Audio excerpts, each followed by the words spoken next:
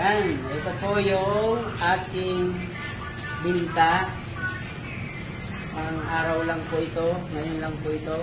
Kararating ko lang. Galing pa ako dun sa market, Naga City. So, ito po yung nabinta ko ngayong araw. Dali, no? Grabe, sabi daw, walang kita sa DXN. Ito, ano pala ito? Kita. Ito po. So, totoo ang DXN. No? So, ipinapakita ko po na totoo talaga kumikita tayo sa DXN. So, malaking bagay po ito sa atin kasi ito ay talaga... Magkano ba yan apply? Magkano? So, almost 7,000. Wow. Binita ko lang. Na. So, yung ano pa, marami po dito mga barya. Hindi ko Ilan ba sa barya? So, yan. Kunin ko pala yung barya ko. Kasi meron ko dyan. Alright.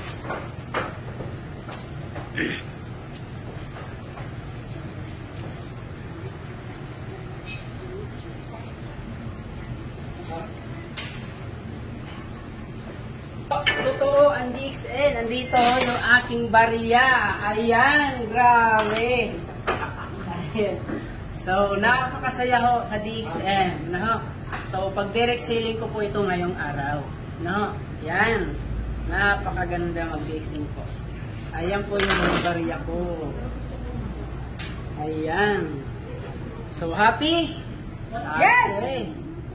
So, yan. Di ko alam kung magkano lahat po ito. Ha? Invite mo sila. Ayan. Invite mo sila, partner. So, sana ho, alamin nyo po yung DXN. Kasi ho, kung pera man lang pag-uusapan o income sa pang-araw-araw, nandito po sa DXN, napakaganda. At the same time po, malusog pa yung ating katawan at buong pamilya masaya.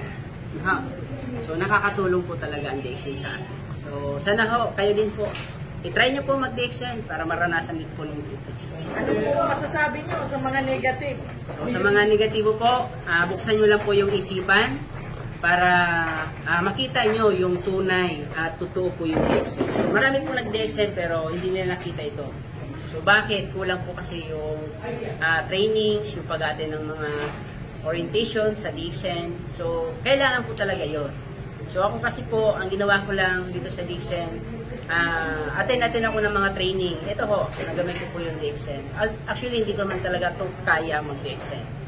So, dahil sa kalagayan ko, dahil sa pangarap na nalaman ko sa DXN, so ginagawa ko po yung DXN ngayon.